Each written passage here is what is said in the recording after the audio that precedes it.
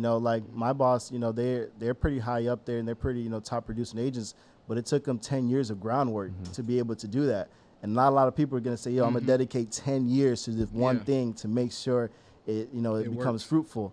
So, that's kind of where I'm at now. So I'm 2 years in, so I'm still, building that groundwork, that framework of being able to get to that point where I can, just say I quote unquote made it. I tell people all the time, man, like that phone does something to us, right? We get caught up in that moment where we are looking. Social media, man. We are like, okay, they accomplished this. I mean, good for them, but I'm ready to be on that same level. Why am I not there yet? And you just have to understand, you got to trust the process. You got to just know, hey, in due time, all that work and that time you put in, it'll pay off. When mama only showing love just to take mine. How could you make excuses but can't make time? How I'm supposed to fix your demons that can't face mine? Don't invest in the appearance, need a great mind. Cause she can change the way she look, but she can't change grind. The baddest woman got that hustle that you can't find. This be your favorite part. I know it do. Cause the way I be turning it on, I know. Welcome back to Opinionated, the podcast. I'm your host, Joshua Hicks. And I got no other than my brother, Ree Washington. And a special guest, my other brother. Yeah. What's going on, man? Denis Zimero. Hey, man, happy to be here, man. Happy to see you guys here. The setup is really nice, man. This is pretty cool. So I love what you guys did here, man. So thank you, man. Really we try our best. We was in Kansas City at first. Now we in Miami. We got to lighten it up. Yeah. When we go to the next city, we're going to do a little bit more. But Denis, please tell the guests, the viewers, just who you are. As Josh mentioned, we've been friends for a long time now. So, I consider him my brother, family. But for the most part, I'm just, I grew up down here in South Florida. So I was born and raised here in Homestead. I'm probably like 10 minutes away from where we're doing this location. So, I'm raised here in, South Florida. So we've been here for quite some time. Mm-hmm. I grew up just as an average kid, average family. My parents, hard workers, they came from Haiti, moved to the States, a while back and, just kind of worked as hard as they could to kind of provide for, for us, the family. And then from there, they gave us everything we needed. And, I just kind of worked my way up from the most part from what they provided for us. Went to school, got, was a pretty good student, I would like to say.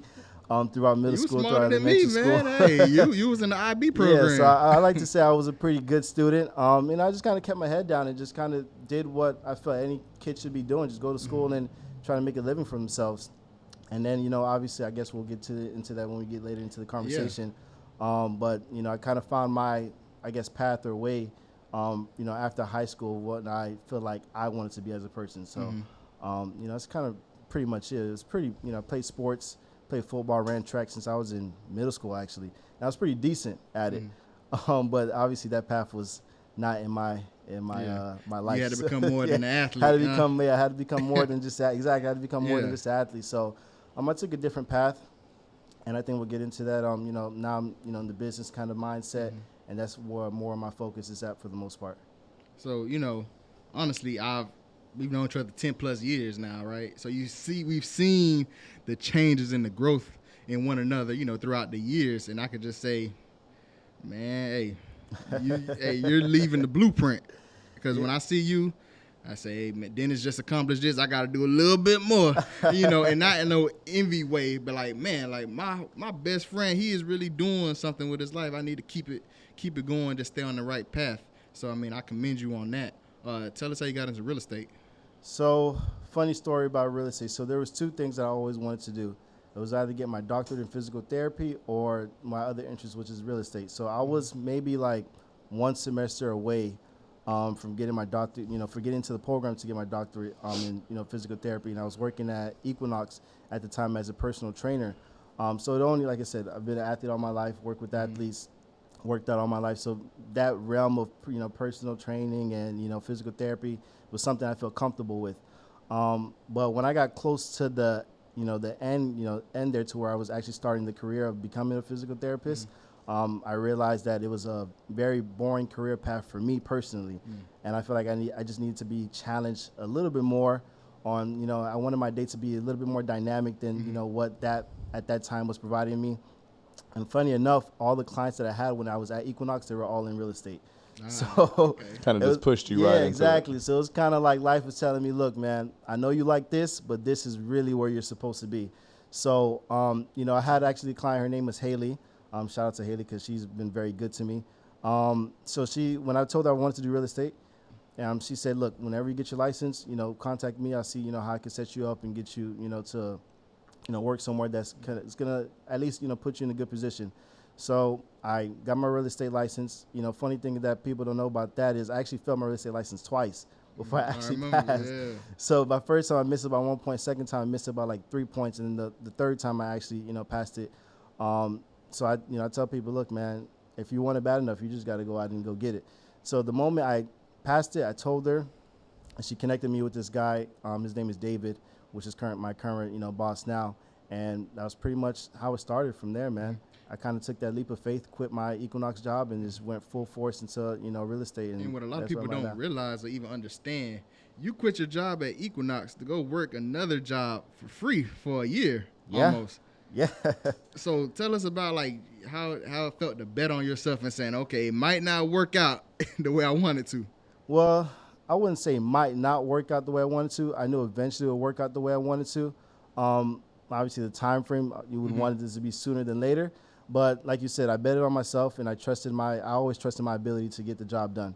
So I knew that this was what I wanted to do. So I was going to put my full force into it, my work ethic, my effort into making it happen.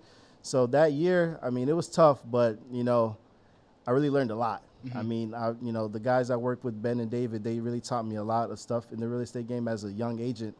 To be even put in that position that they put me in, it really like catapulted my career. And some people don't really have that opportunity, so I really took advantage of that. And like you said, I worked for a year for free.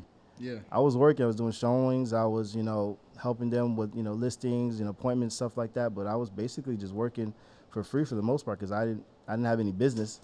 I'm just brand new. I barely know the terms and stuff of real estate. So I was just learning how to manage my way.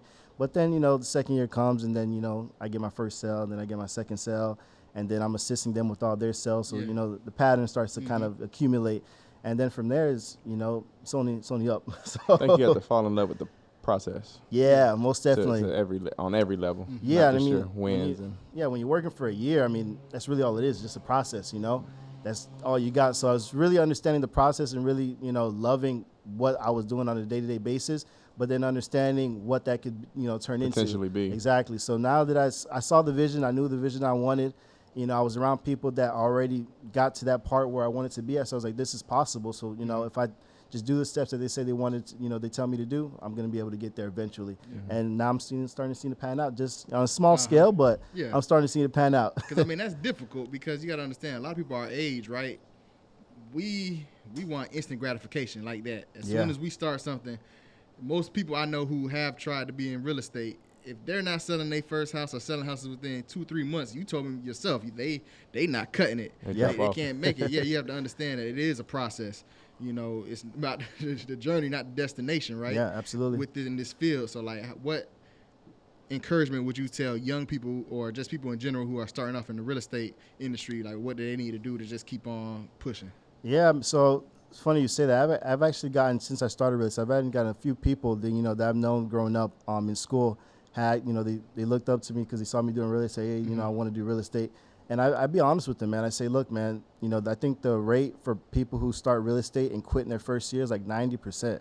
So it's really like giving them true expectations. Yeah, so I tell them, like, it's a 90% turnover rate that people, they start their first year in real estate and they quit or they just don't do it. They keep their license, but they don't do it because they realize, man, it's actually tough to generate business. Because that's what, at the end of the day, being a real estate agent is generate business and, getting clientele.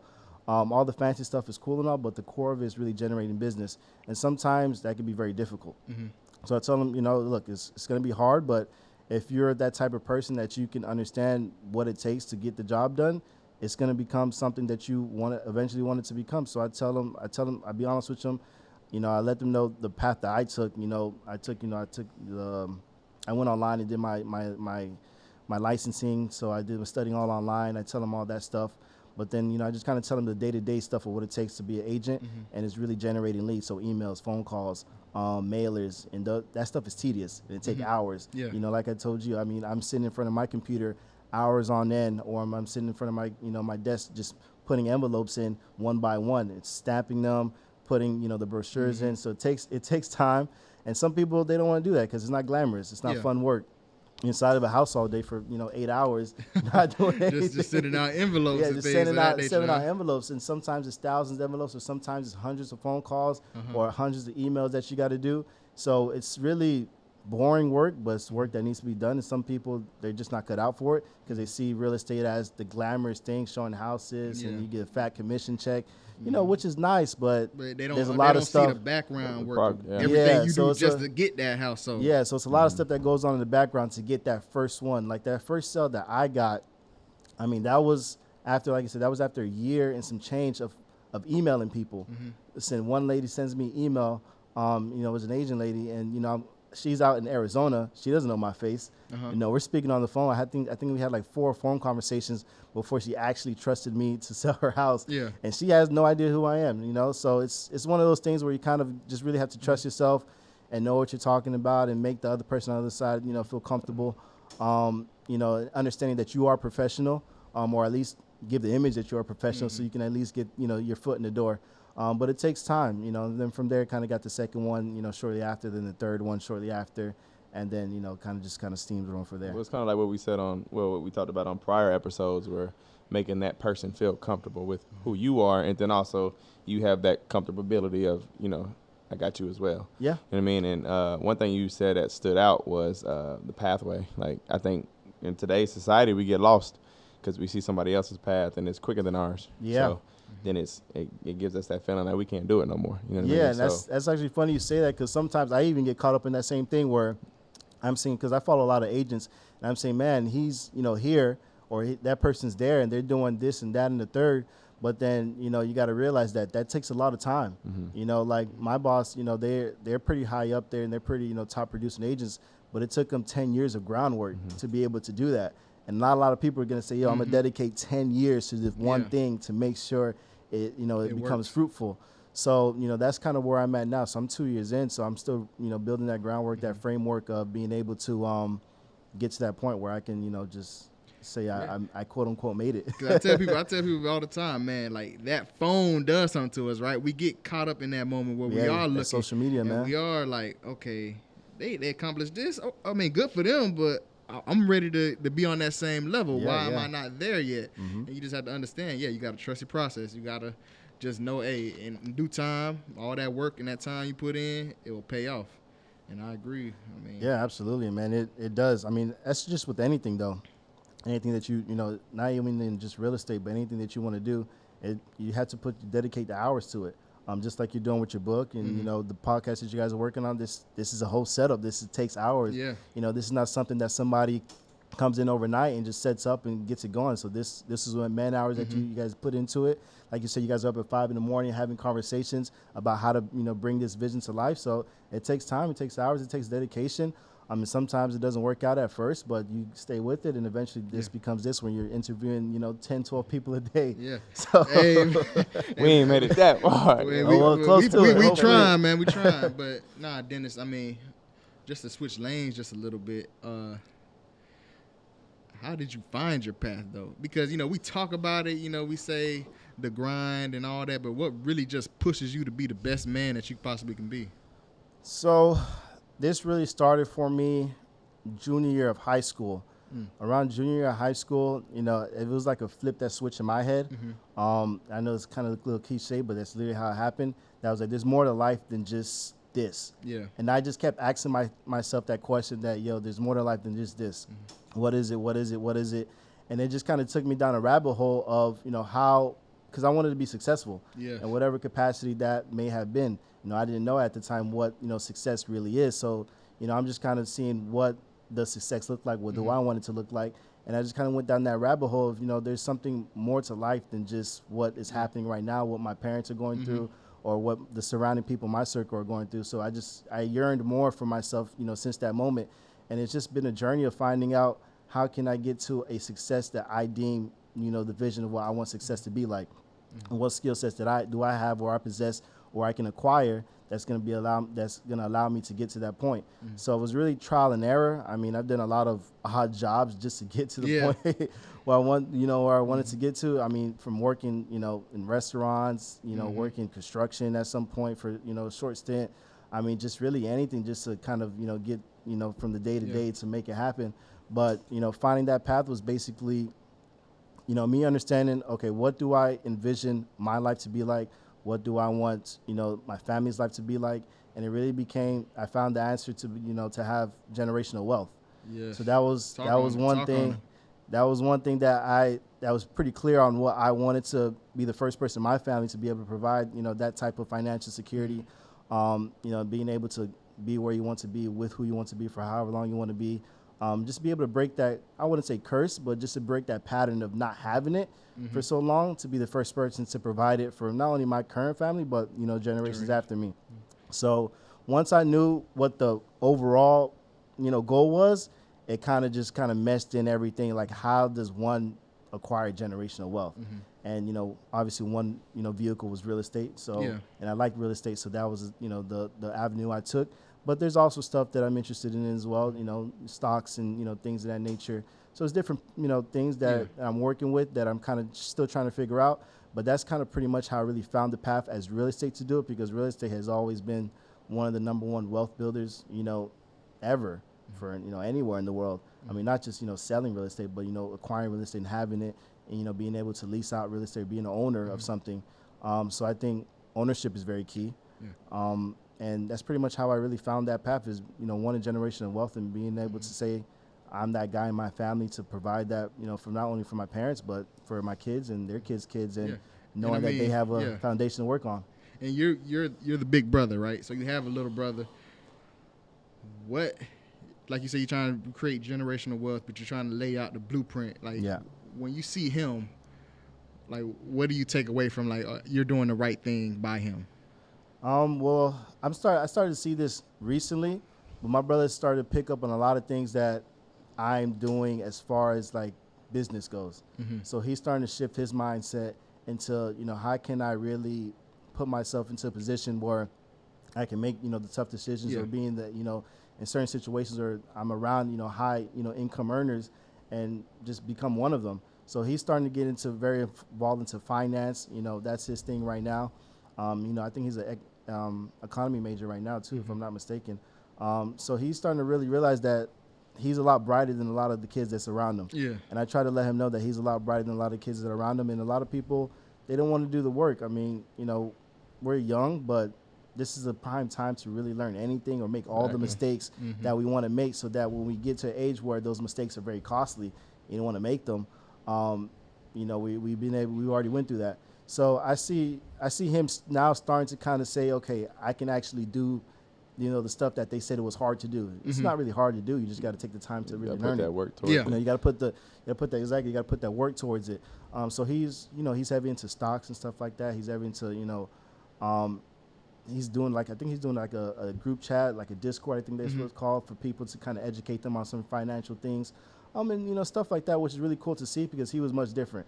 He's played football, he was an athlete. So he had to switch that athlete mind, that brain off, and like, okay, if I'm not gonna be an athlete, I gotta be something else that's gonna, make me, profitable. So, or just something that I feel comfortable with. And he saw me doing what I do, leaving the athlete world and not really, paying too much mind to it and just diving deep into business. And now he's really more focused on that. To say, Ree? Yeah, I think we can confess to it as men, being the providers of the family. I think that's what we fear, is being unsuccessful and being successful in some area, shape, or form to where you can provide for your family if you have a family. I think that's one big thing that I think all men can kind of. Yeah, I mean, I guess, like you said, you just want to be able to have people depend on you. Not depend on you, but know that that you're there in their corner if they need to. You want to be that person to really help, the people around you kind of get out their hole that they're into. And that's really what I was into. And, that's why I, try to work so hard, because I want to pull my family out that hole, quote unquote, to be able to provide for them. And that's just me personally. Some people are not like that, but that's just how I like to operate. And like I said, being the breadwinner, it could be fun. Yeah. It could be fun. Is that a little push? Yeah, it has its pros and cons, but like I said, at the end of the day, it's really, it's really just about elevating the people around me. And it's not just that I want it for myself. I also want to put the people around me in positions for it to, for them to do it as well too. Mm-hmm. So I always try to, educate. I have a group chat with some of my friends, and me and you speak.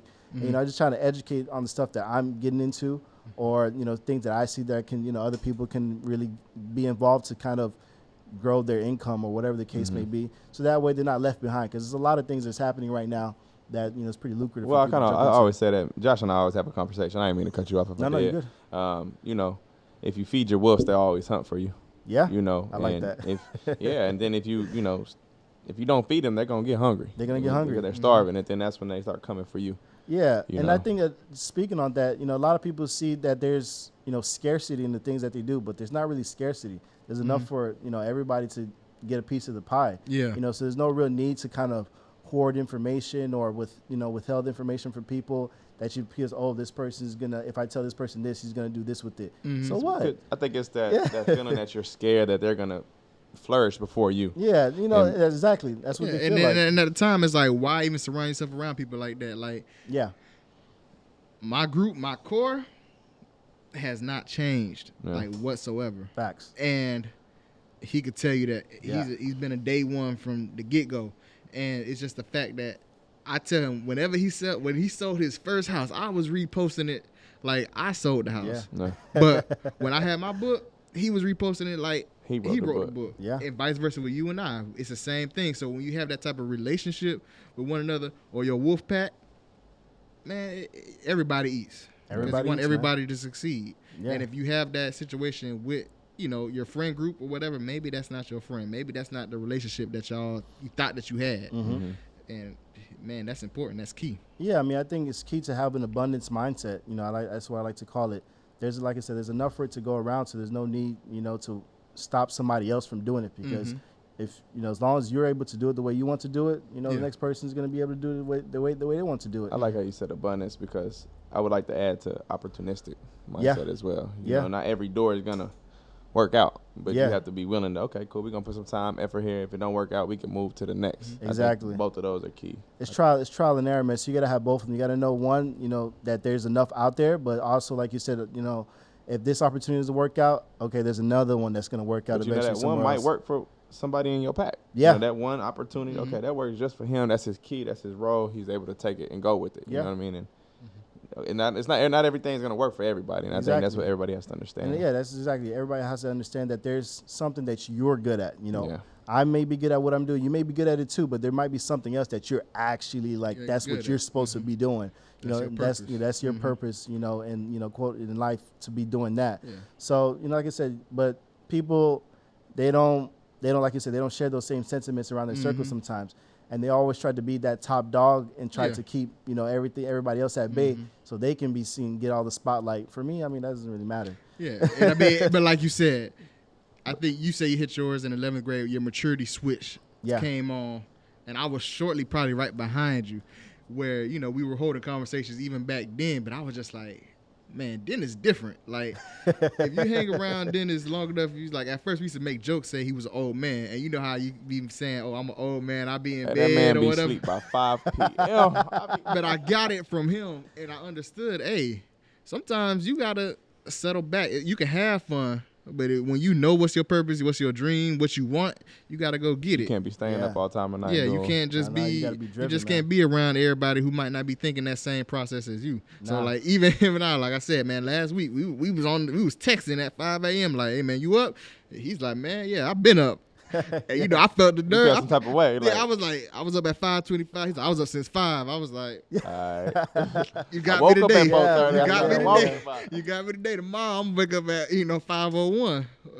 But it just goes but that's that positive energy and that feedback that most definitely. Whenever I need reassurance in what I'm doing, I can hit you up. I can hit him up. I can hit others up as well. But it's just like you need that. You need that in your circle. I think again, tied in. I think it's everybody who is around you. Mm-hmm. Yeah. Weeding out everybody who's not supposed to be around you. Yeah. Even like a little negative comment that can go far. Because it's like, get away from me. I'm cool. Because the people over here support me and my backbone. You know what I mean? So and I think that goes back to just protecting your energy, man.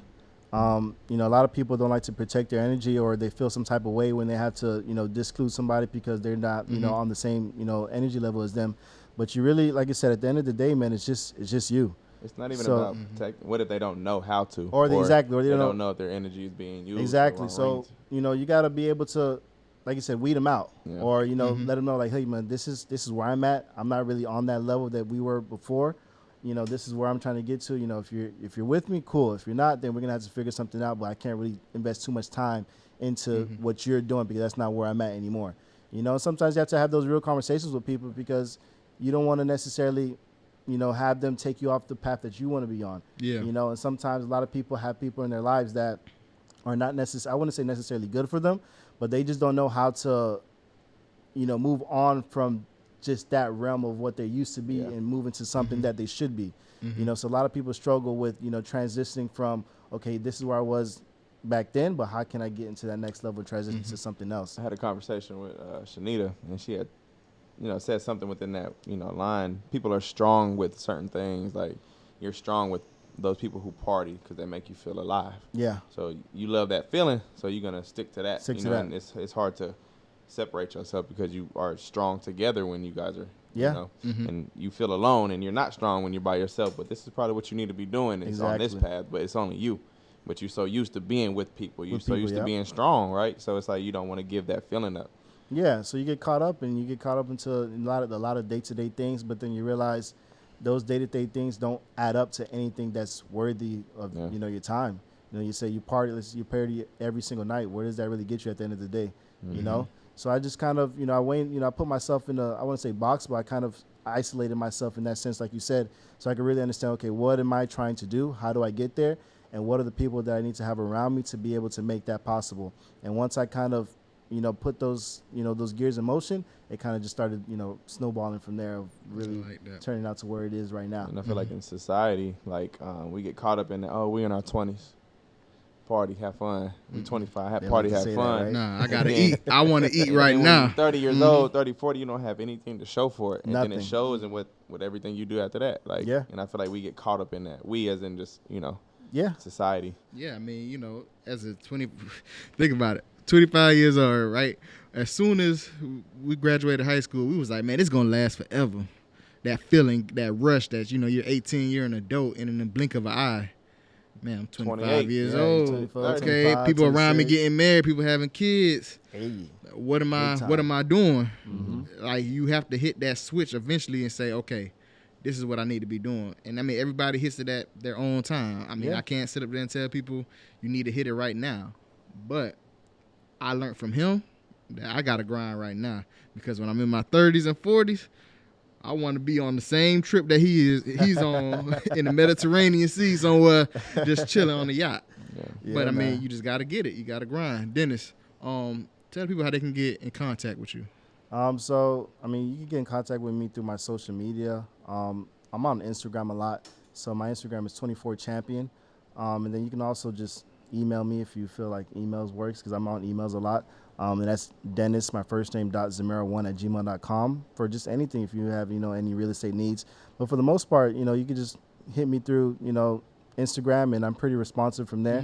And then we can kind of dive into, how I can assist you or whatever the case. But if you just have, assistance for something, like I said, I'm an open book. Anything I know, I'm gonna give it to you. Yes, Because there's no need for me to hide or, withheld any information. Obviously, for some things that I can't, discuss, and I'll hold it back. But for the most part, anything's open game, man. So I'm gonna, just ask me something, and I'll be able to help you out any way I can. Dennis, you my brother forever. I'm Most proud definitely. of you, boy. I'm proud of you. He's Ree Washington. I go by the name of Joshua Hicks. Yes, This sir. is Opinionated, the podcast, Miami edition. Absolutely. Love, always. M.I. A.M.I. This is fun, man. Appreciate it. This is good. Don't get complacent on me. Do not let your foot off the gas. I expect the best out of you because you expect it from me. In this journey called life, it is a roller coaster filled with highs and lows. What makes you different is that you bounce back from the biggest of losses. Ask yourself, when's the last time someone said they were proud of you? Now indulge in that answer because you have more to do. When you glorify in the wins, you must celebrate the losses. Be great this week is the expectation. setting the tone for your future. It's priceless. As always, God bless. CeeLo.